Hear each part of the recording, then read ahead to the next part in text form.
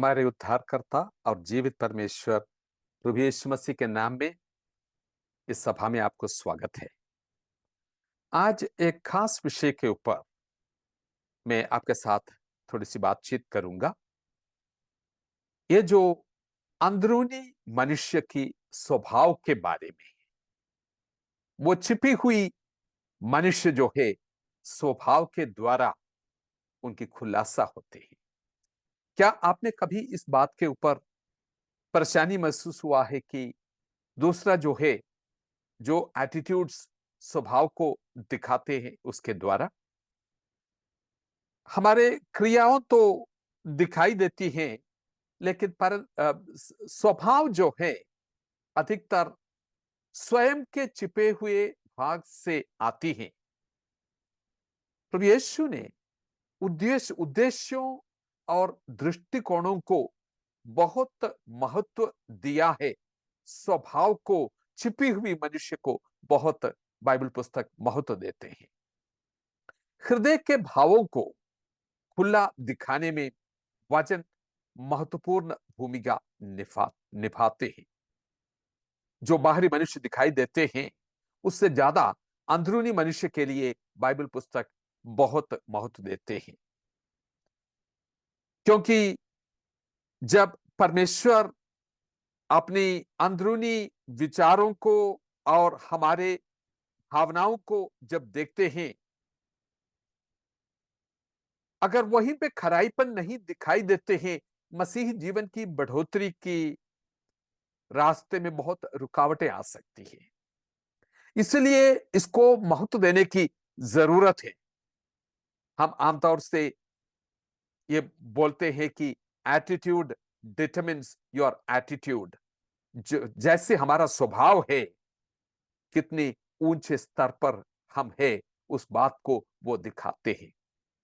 परमेश्वर मनुष्य के जैसे बाहरी रीति से देखने वाला नहीं है, अंदरूनी मनुष्य को वो देखते हैं। दो सेशंस में इसको थोड़ा सा आपके सामने वचन के आधार पर मैं रखना चाहूंगा। अपनी इरादों को परखने के लिए, अपनी स्वयं की स्वभाव को जांचने के लिए आशा करता है कि परमेश्वर के वचन आपसे बातचीत करें। बड़ी नम्रता के साथ, प्रार्थना पूर्वक इस सभा को आप इन वचनों को आप सुन लीजिए। प्रभु यीशु मसीह के जो टीचिंग्स है, शिक्षा जो है, उसके बिल्कुल ही शुरुआत में बहुत ही जाना माना मत्ती की इंजील 5 से लेकर 7 पद तक जो पहाड़ी उपदेश करके आमतौर से हम बताते हैं, वहां पे ऐसी शिक्षाएं हमें मिलते हैं। कई बार हम धन्य वचन के रूप में इसको मसीहियों के बीच में जाना जाता है। धन्य वचन, धन्य वचन, खास करके मत्ती 5 की शुरुआत की कुछ पदों को।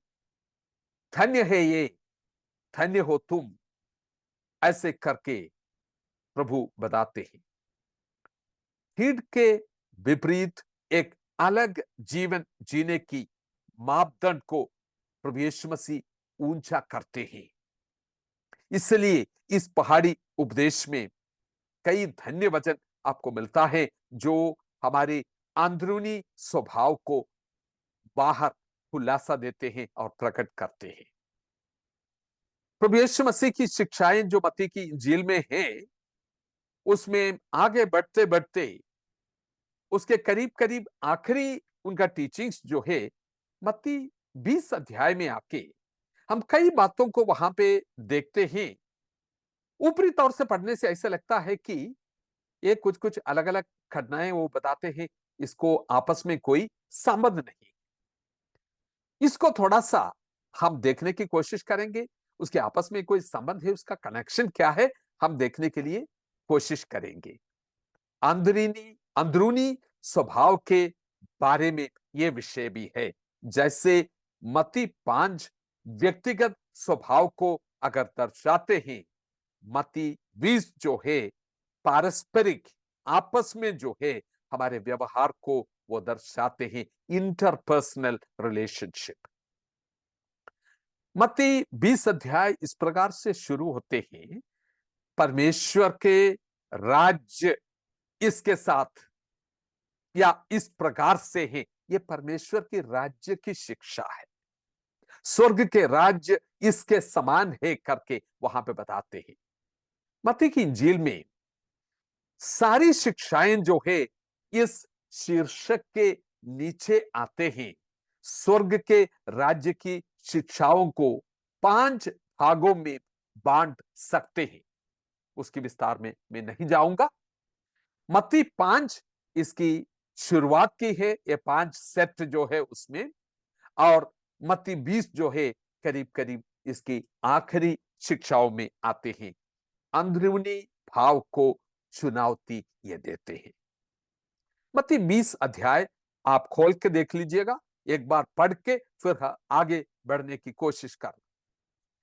एक इसका थोड़ा सा आउटलाइन, मत्ती 20 का 1 से लेके 34 तक, 34 पद तक जो हिस्सा है, थोड़ा सा ब्रीफ आउटलाइन।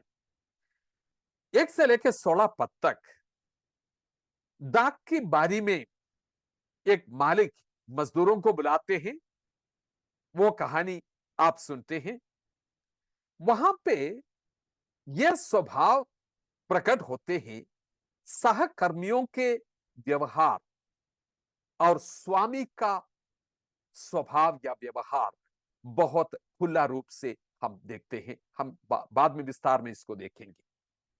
17 से 19 पद तक थोड़ा सा अलग होके मसीह का दौत्य, जो मिशन के लिए वो इस संसार में आया है, उस मिशन को वो फिर से दोहराते हैं।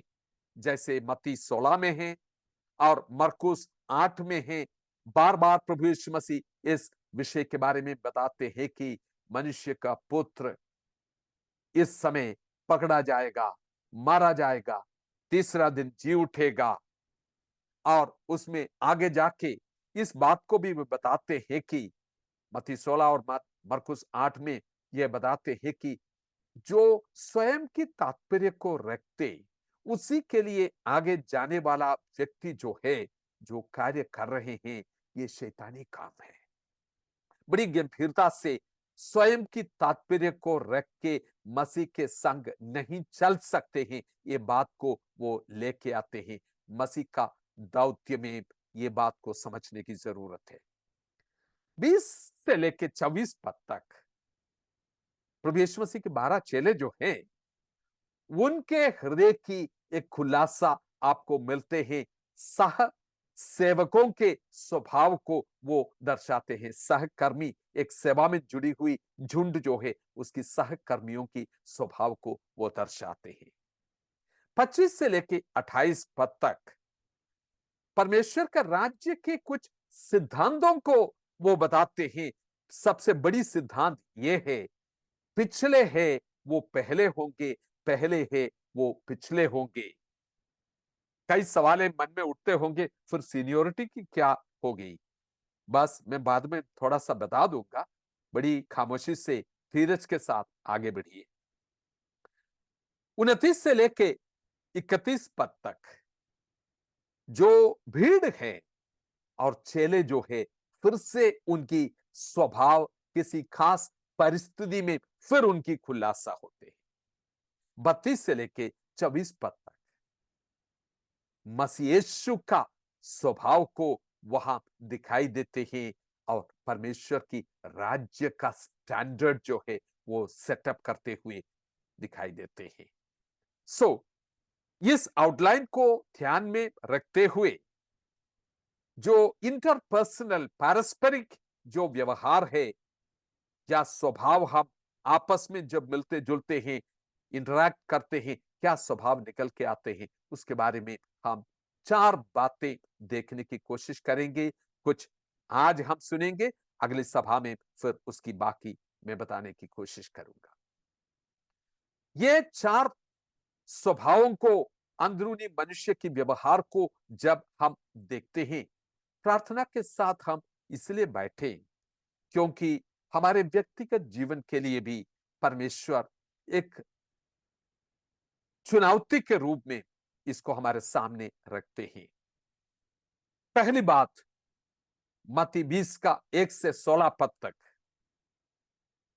वहां पे मैंने बताया एक मालिक जो अपनी दाख की बारी है वहां पे काम करने के लिए मजदूरों को बुलाते हैं।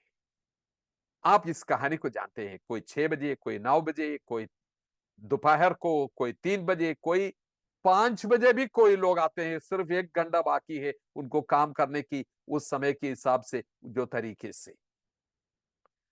सो मजदूरों को जब बुलाते हैं, मजदूरी तय किया है, आज एक दिन का काम करो भाई, इतना तुम्हें देंगे, सहमत है? हाँ जी, बिल्कुल बिल्कुल हम सहमत है।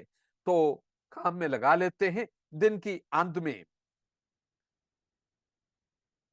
स्वामी जो है मजदूरों को बुलाते हैं अपनी जो जो मजदूरी है बांटने के लिए। और जो लास्ट में आया, 5 बजे काम करने के लिए आया, उनको पहले बुलाते हैं और उससे पीछे की तरफ ऐसे जाते हैं, जो पिछले हैं उसको पहले बुलाते हैं और उनको मजदूरी देख के भेज रहे हैं। और ऐसा लगता है कि इन लोगों को जो मजदूरी दे रहे हैं बाकी लोग खड़े होकर देख भी रहे हैं। सो लास्ट में आके जो सुबह 6 बजे से आके काम कर रहे हैं ना, वो लोग अभी तक अपने मन में ये मतलब योजना बना रहे हैं या इस तरह से आशा करते हैं कि चलो वो जो अभी 1 घंटे के लिए काम किया उसको इतना दिया, तो हो सकता है हमें भी कुछ और अधिक मिलेगा। ज्यादातर लोग जो है खुद को क्या मिलते हैं उसी से नहीं है उनकी समस्या, दूसरों को क्या मिला उसी से है उनकी समस्या। मैंने कई इंस्टीट्यूशंस में काम किया है, कई लोगों के साथ काम किया है, ये बात मैंने कई जगह बार बार देखी है। दूसरों को क्या मिलेगा उसके ऊपर फिर दोष लगाना, कुटकुटाना, जलन, आ, ये सब फिर अंदर से पैदा होती है, क्योंकि उन्होंने बहुत कुछ मेहनत किया है। सवाल इस चीज की है, आप कैसे, हम लोग जो इतना मेहनत किया उनके साथ हमको कैसे आप तुलना कर सकते हैं? और वो अपनी बड़ी कुर्बानियों को बारे में स्वामी को बताते हैं। वो बताते हैं कि ये दिन की कड़ी धूप में हमने मेहनत किया और पूरा दिन कड़ी धूप में हमने काम किया, पसीना निकाला, ईमानदारी से काम किया, और हमको उन लोगों के साथ जो अभी अभी आया उनके साथ हमारा कैसे आपने हिसाब किया? उनको जितना दिया हमको भी दे रहे हैं, ये हमको उसके तुलना कैसे आप कर रहे हैं?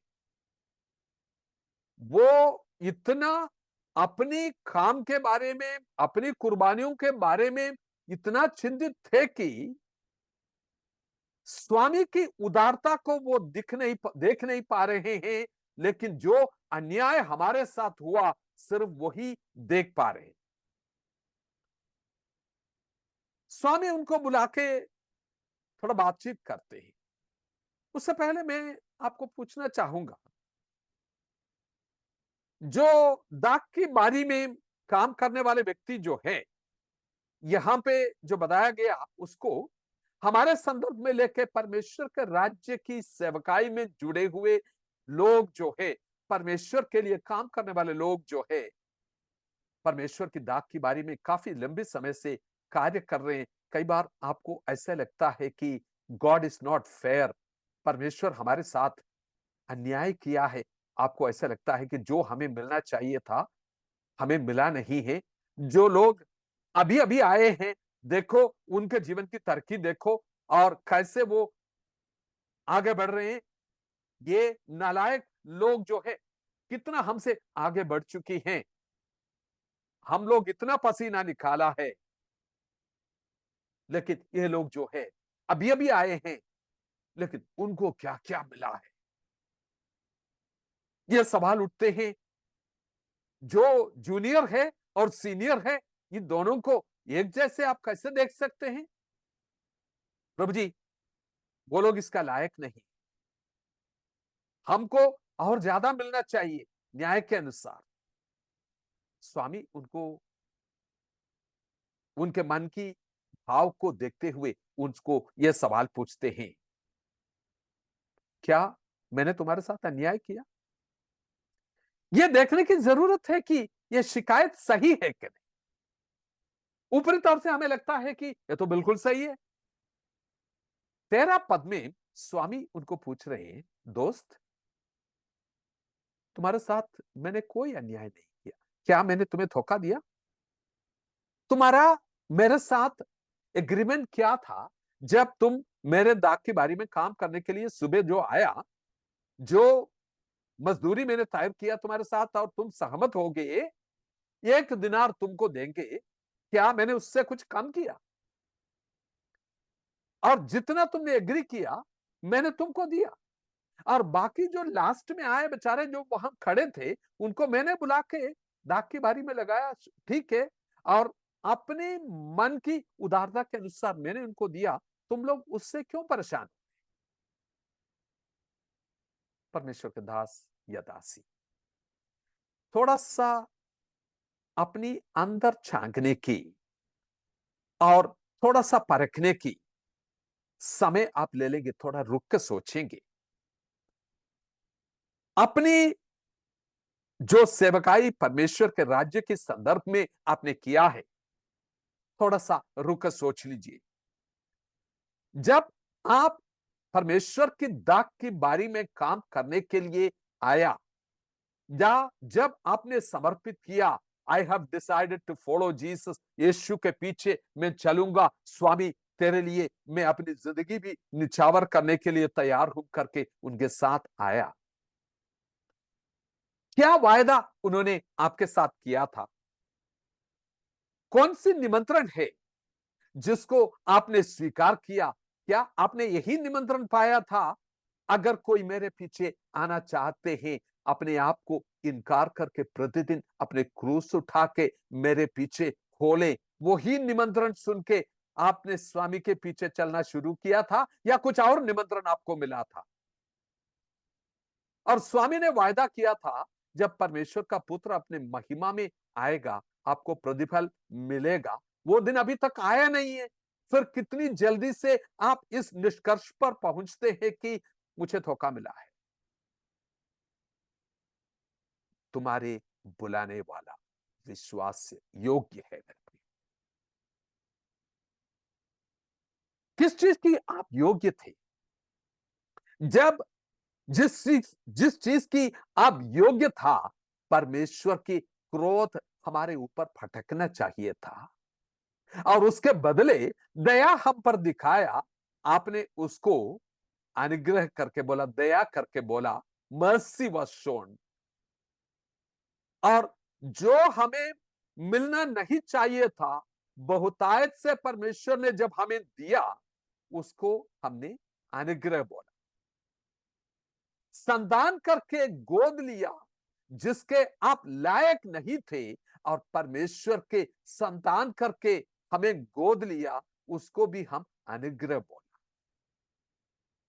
लेकिन जिस चीज को हम अनुग्रह बोलते हैं, और उस स्वामी के उदारता को हमने पाया है, लेकिन दूसरों को देख के उनको नालायक बोल के हमारे समर्पण के ऊपर डींग क्यों मारते हो?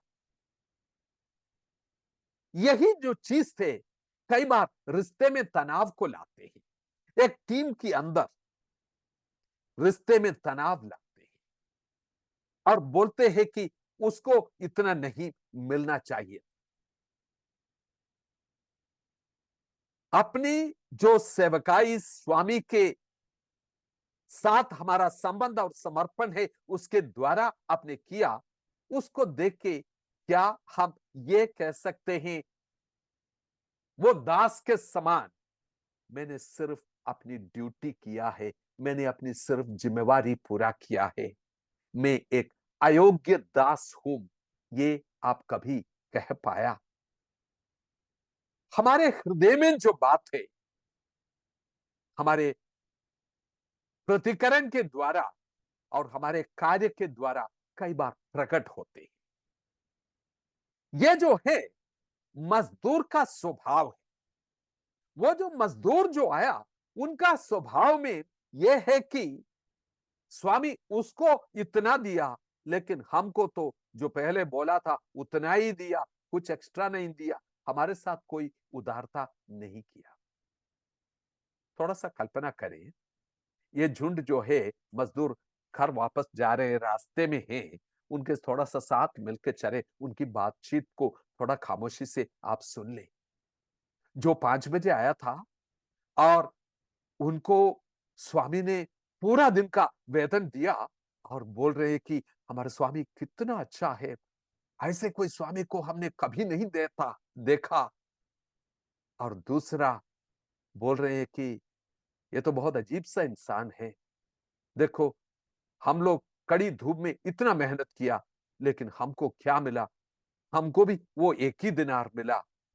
ये बिल्कुल सही नहीं है, ये अन्याय है।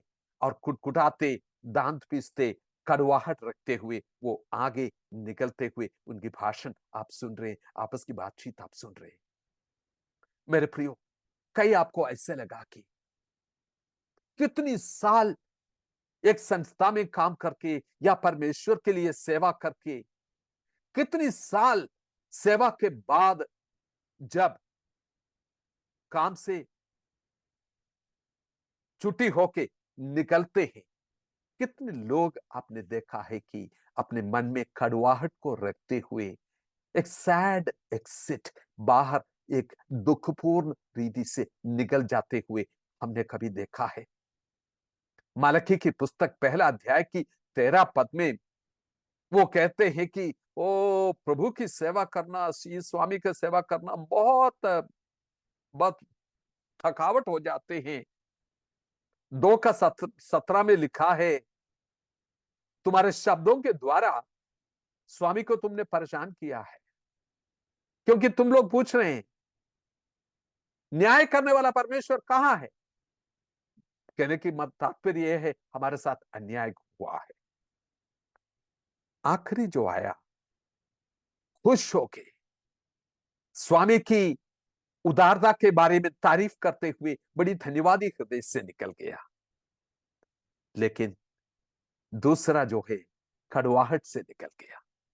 ये आपको देखना है, मैं कौन सी ग्रुप में हूं, मेरा स्वभाव क्या है। परमेश्वर की लंबी सेवा करने के बाद पिछले है वो पहले होंगे, पहले है वो पिछले होंगे। जो पहले आए थे उनका समस्या क्या थी, उनको ऐसे लगा कि कुछ एंटाइटलमेंट्स, हमें कुछ और मिलना चाहिए। कई बार हमारे मनों में आते हैं ना, हमें मिलना चाहिए।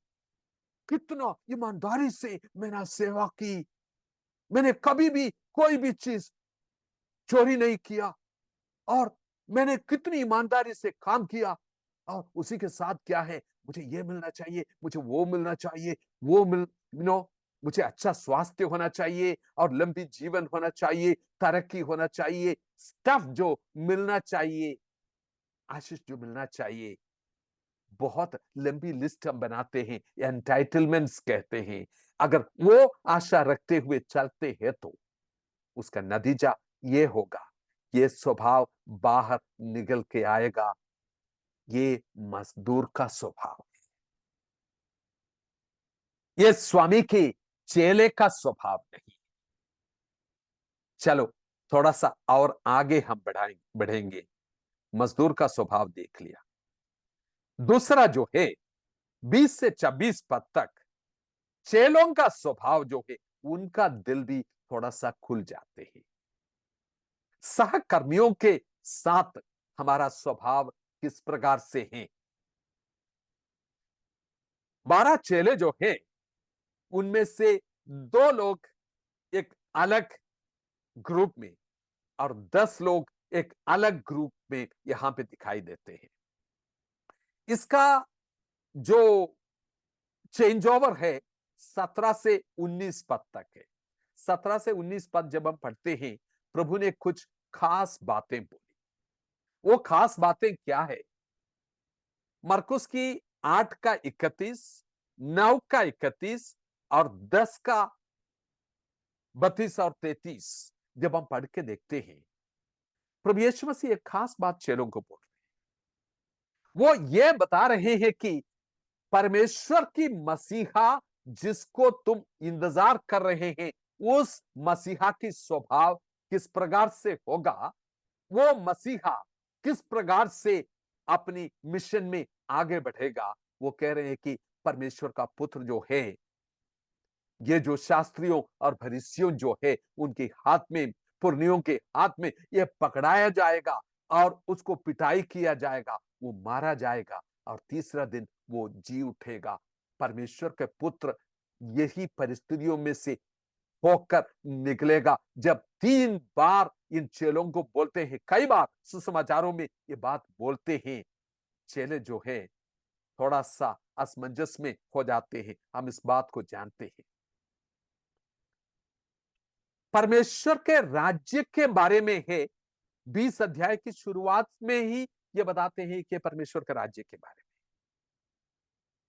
मैं सोचता हूं शायद ये असमंजस का कारण यह भी हो सकता है कि मत्ती 19 का 27 और 28 पद में जब प्रभु यीशु मसीह के साथ बातचीत कर रहे थे परमेश्वर के राज्य के बारे में कई बातें, जब परमेश्वर का पुत्र अपनी सिंहासन पर बैठेगा, राज्य आएगा, इसके बारे में बातचीत कर रहे, चेहरे पूछ रहे हैं, तो हमने तो सब कुछ छोड़ के आपके पीछे हो लिया है, हमारे लिए क्या मिलेगा? प्रभु ने बोला, जब परमेश्वर का पुत्र जो है अपने स्वर्गीय सिंहासन पर महिमा के साथ बैठेगा, तुम भी 12 सिंहासन पर बैठेगा। ये बात जो है चेलों के मन में लग लग गई। 12 सिंहासन, वाह वाह वाह, 12 सिंहासन और यीशु मसीह का सिंहासन बीच में, वो कल्पनाओं में घुमा खोया हुआ है। वो सोच रहे ये किस तरह का राज्य है, लेकिन वही स्वामी बोल रहे हैं कि वो पकड़ाया जाएगा और मारा जाएगा और ये सब हो जाएगा। जब अपनी कल्पनाओं में हो जाते हैं, 12 सिंहासन को देखते हुए 2 चेलों ने अपना इरादा बना दिया, अपनी मम्मी को भी साथ लेके आया।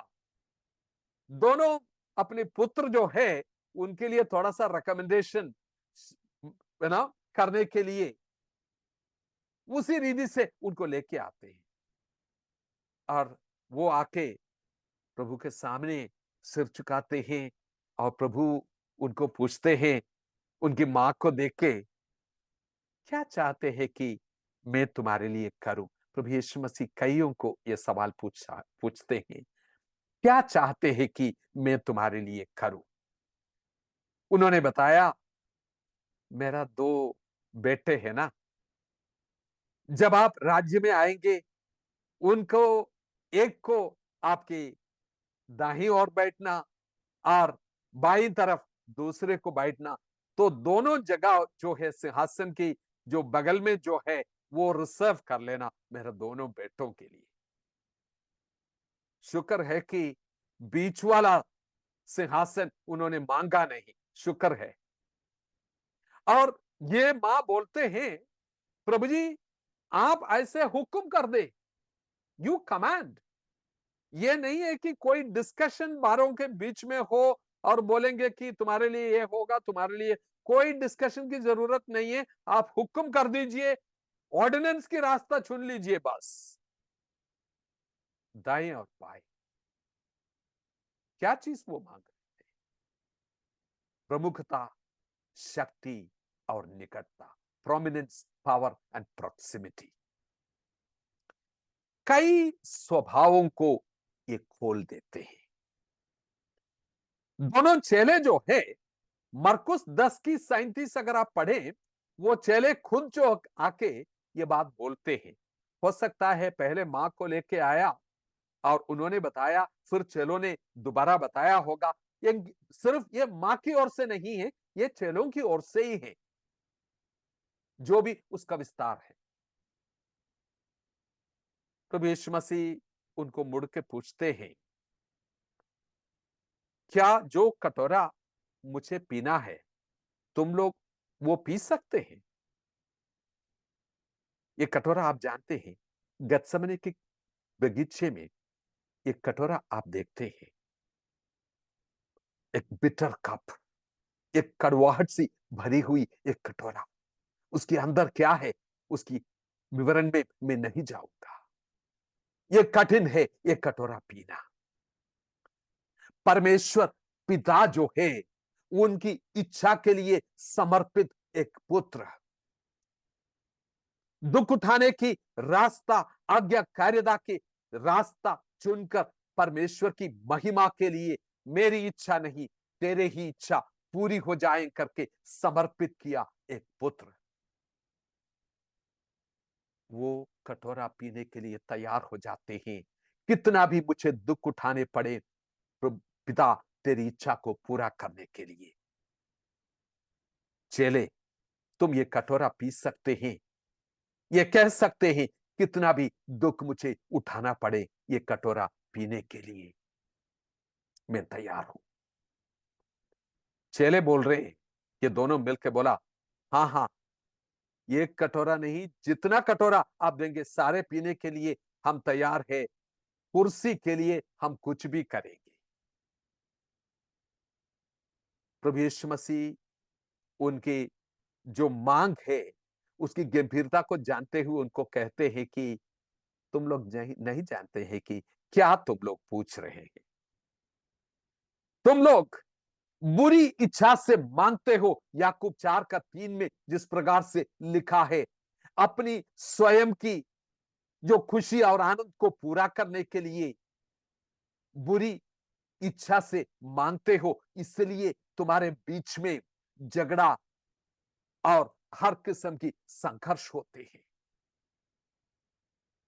ये दाईं बाईं बैठना तुम्हारे लिए क्यों महत्वपूर्ण है?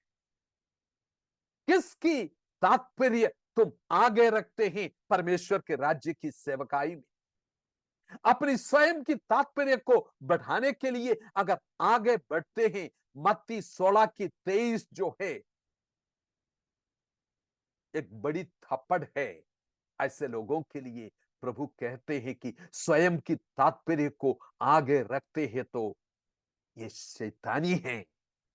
हे शैतान, दूर हो जाओ, क्योंकि तुम परमेश्वर की इच्छा नहीं अपनी स्वयं की इच्छा को आगे रखते हैं।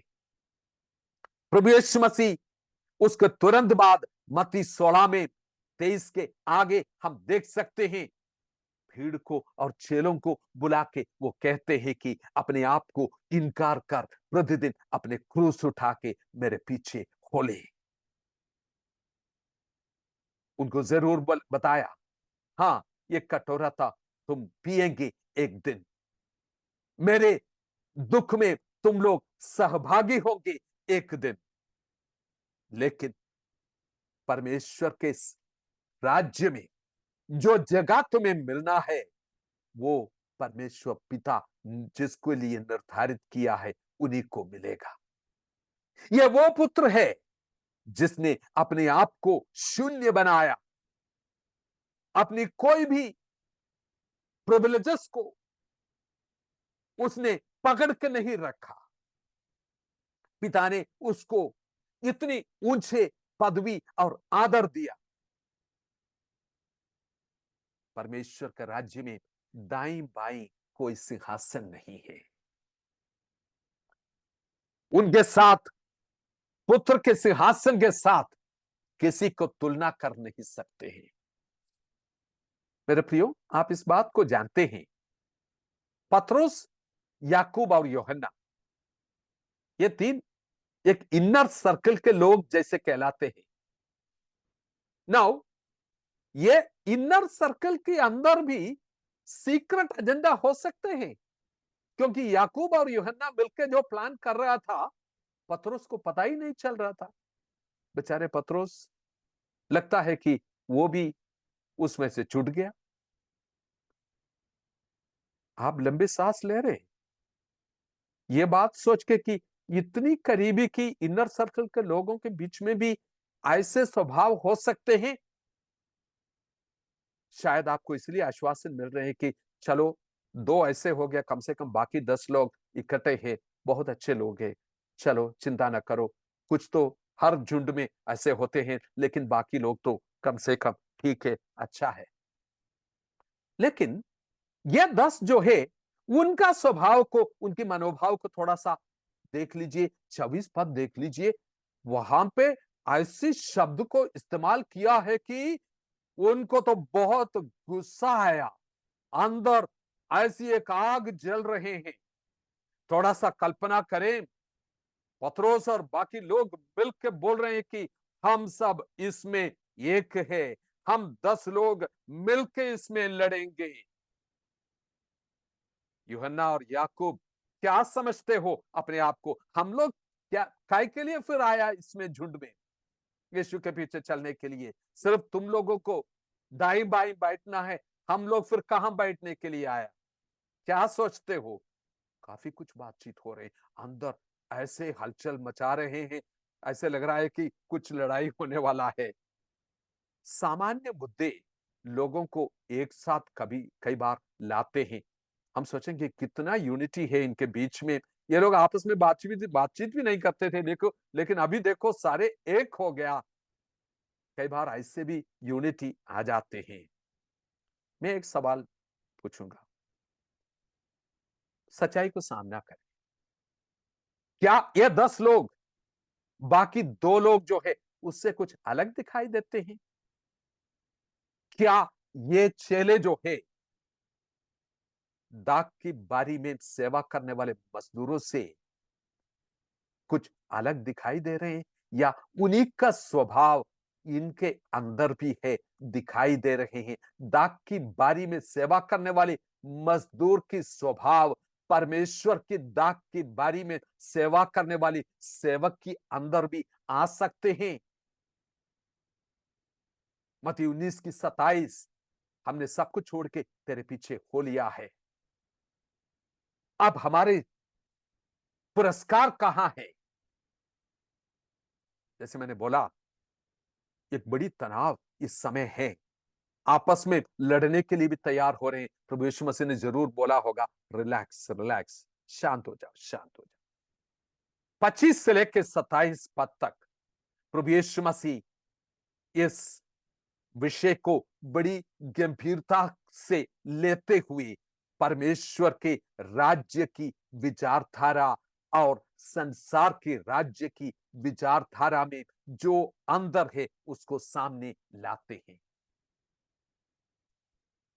इस संसार के राज्य की विचारधारा में महानता, रैंक, पोजीशन, परमेश्वर के राज्य में हर चीज की नई परिभाषा दिया जाता है। फिर से एक बार सुने, परमेश्वर के राज्य में हर चीज की नई परिभाषा दिया जाता है।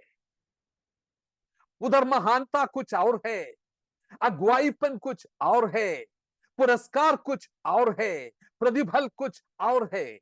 हर चीज की नई परिभाषा, मुखिया जो है कुछ अलग है। 25 पद में प्रभु यीशु मसीह ने बोला, अन्य जातियों का हाकिम उन पर प्रभुता करते हैं। अन्य जाति का मतलब जो परमेश्वर को नहीं जानते हैं। आप और मैं क्या दावा करते हैं? हम ईश्वरीय गॉडली लीडर्स, अगुए हैं। हम बिल्कुल अलग हैं। हम परमेश्वर के, जीवते परमेश्वर को जानते हैं। इस संसार के अगुओं के जैसे हम नहीं हैं। प्रभु यीशु मसीह ने 26 पद में वर्स 26 ध्यान से देख लीजिए। मैं कई बार इसको कल्पना करता हूं कि प्रभु ने जब उनको बोला, तुम्हारे बीच में ऐसे नहीं होना चाहिए, इन अ सोलम वॉइस, बड़ी गंभीरता के साथ उनको बोला, तुम्हारे बीच में ऐसे नहीं होना चाहिए। लूका 22 की 26, मरकुस 9 की 33 से 35 पढ़ के देख सकते हैं। तुम्हारे बीच में ऐसा नहीं होना चाहिए। आज हम उसकी आवाज को सुन रहे हैं। मसीही समाज, मसीही अगुए, मैं आपको पूछना चाहता हूं मेरे प्रिय भाई और बहन, कलीसिया के अंदर, एक टीम की अंदर फुट निकल के आते हैं, आपस में लड़ाई झगड़ा होते हैं, कुर्सी के ऊपर, दाईं बाईं बैठने के ऊपर, अधिकार के ऊपर, अपनी टाइटल के ऊपर। तो यीशु ने उनको बोला, जो पहलौठा पहला बनना चाहते हैं, जो महान बनना चाहते हैं, वो सबका दास बने। जो पहला बनना चाहते हैं, वो सबसे आखिरी में खड़े हो जाए।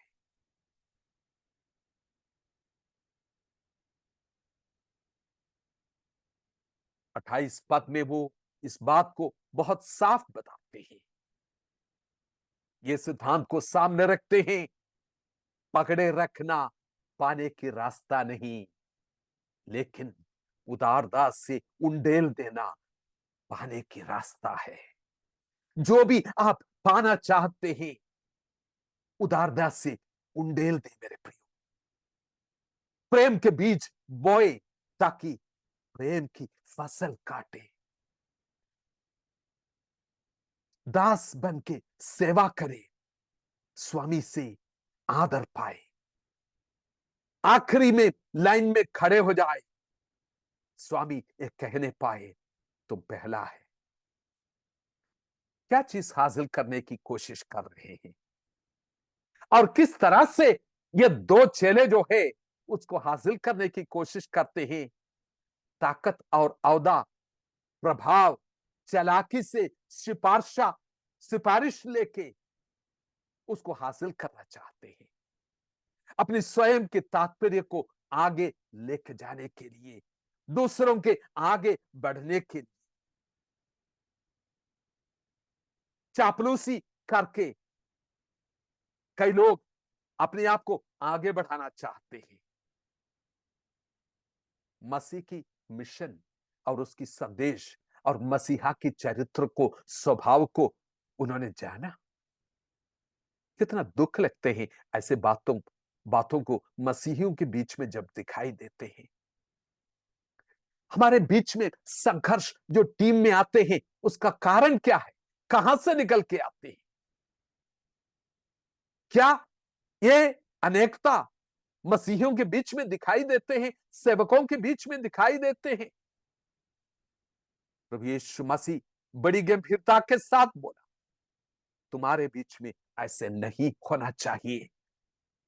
क्या हम कह सकते हैं, यीशु आप कह रहे हैं कि this should not be the way among you, तुम ऐसे रास्ता अपनाना नहीं है। जब आपने हमको बोला और उसी के साथ आपने ये भी बोला, मैं हूं रास्ता, मेरे पीछे चलो, मैं तुम्हारे बीच में सेवा टहल, सेवा लेने के लिए नहीं, सेवा करने के लिए एक सेवक के रूप में मैं तुम्हारे बीच में हूं।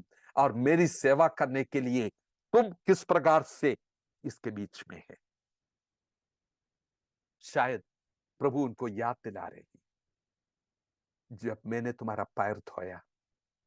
क्या ये सवाल मैंने पूछा कि हम में से बड़ा कौन है? क्या ये सवाल मैंने पूछा? मैं दास्यत्व की रूप को, दास के रूप को धारण करके सब कुछ उंडेल दे के आज्ञाकारिता के रास्ता को चुन के अपने प्राण को भी तुम्हारे लिए बलिदान किया। मेरे प्रियो, इस संदेश को सुन के मैं पूछना चाहता हूं, क्या हमारे स्वभाव बदल जाएंगे? क्या परमेश्वर आपको कुछ बता रहे हैं? प्रभु की आवाज आपने सुना है, इसके द्वारा अपनी जीवन की कुछ खास अंदरूनी बातें प्रभु अगर खोल के दिखाया है तो उसके सामने आप समर्पण करेंगे अपने आप को। अंदर की स्वभाव क्या है? फिलिपियों 2 की 1 से लेकर 5 पद तक पढ़ के देख लीजिएगा। मसीह यीशु में जो स्वभाव था, ऐसी हमारा भी रहे। चेलों के स्वभाव आपने देखा, मजदूरों के स्वभाव आपने देखा, यीशु के स्वभाव आपने देखा। पिछले दिनों में मैं अपने सहकर्मियों के साथ कैसे काम किया, सहकर्मचारियों के साथ कैसे काम किया, मालिक की सेवा मैंने कैसे, किस भाव से सेवा किया। मेरे जीवन में कुछ सुधार आने की जरूरत है।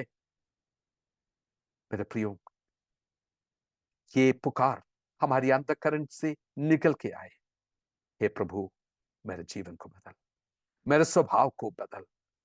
मेरे अंदर गलत भावनाएं हैं और गलत स्वभाव मेरे अंदर है।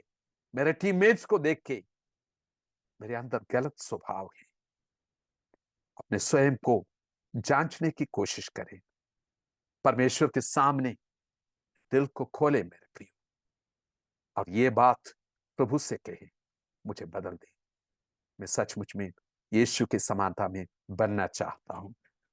प्यारे प्रभु जी, मेरी प्रार्थना यह है, यह संदेश सुनने वाले हर एक तेरे दास और दासी के लिए प्रभु जी, अपने स्वभाव की अंदरूनी मनुष्य की खुलासा आप दें इस वचन के द्वारा।